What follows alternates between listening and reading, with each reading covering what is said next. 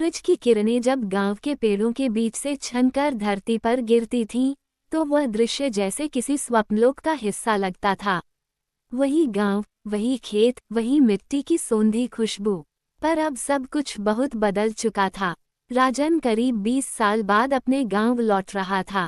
वो जब 12वीं पास करके शहर पढ़ाई के लिए गया था, तो किसी ने नहीं सोचा था कि वो इतना बड़ा आदमी बन जाएगा। नाम, शोहरत, पैसा, सब कुछ था उसके पास, पर एक खालीपन जो उसे लगातार खलता रहा। वह थी अपने गांव की, अपने बचपन की, अपने बीते दिनों की। गांव में कदम रखते ही उसका मन भीतर से भीग गया।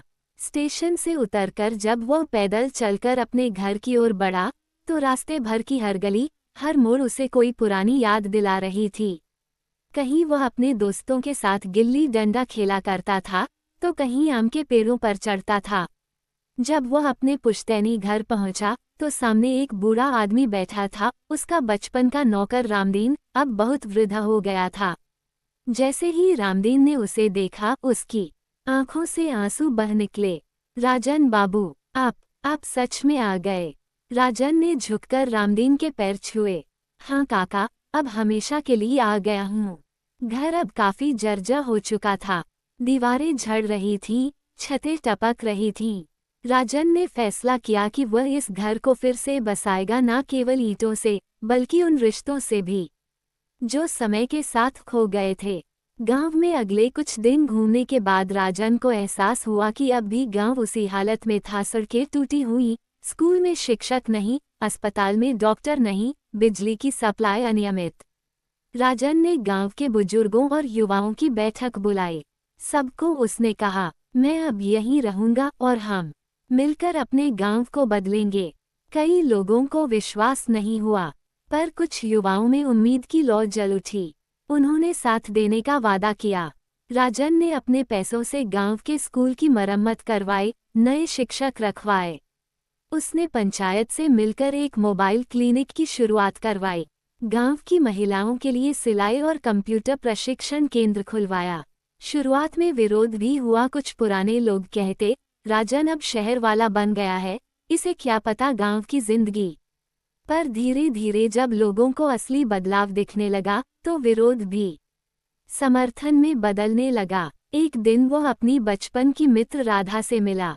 राधा अब गांव की आंगनबाड़ी में काम करती थी।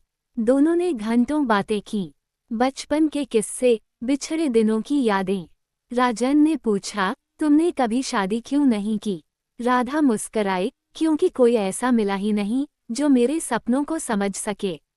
राजन चुप हो गया, पर उसके दिल में कहीं कोई हलचल उठी। 6 महीने बाद गांव की तस्वीर बदल चुकी थी। पहली बार गांव में ग्राम उत्सव का आयोजन हुआ। लोग रंग बिरंगे कपड़े पहनकर आए, बच्चों ने नाटक किया और महिलाओं ने लोकगीत गाए। राजन ने मंच पर आकर कहा, ये गांव अब केवल मेरा नहीं, हम सबका है। और जब हम मिलकर काम करें, तो कोई भी मुश्किल बड़ी नहीं होती। भीड़ में बैठी राधा ने मुस्कुराकर ताली बजाई। उसकी आंखों में अब एक नया सपना था। कुछ महीने बाद गांव की पंचायत ने राजन को सर्वसम्मति से सरपंच बना दिया। वो अब केवल एक सफल व्यवसायी नहीं, बल्कि एक नेता भी बन चुका था, जनता का सच्चा प्रतिनिधि। उसने गांव के बच्चों के लिए एक पुस्तकालय खोला, युवाओं के लिए स्टार्टअप प्रशिक्षण कार्यक्रम शुरू किया और हर घर में सौर ऊर्जा की योजना बनाई। राजन और राधा अब जीवन साथी बन चुके थे। वे दोनों गांव के लिए एक मिसाल बन गए थे।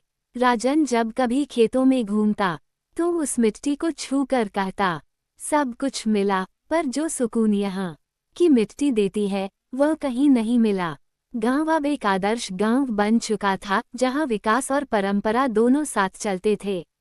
और इस बदलाव की कहानी बन गया राजन, एक ऐसा इंसान जो अपने अतीत को भूल नहीं पाया और जिसने अपने गांव को भविष्य दे दी।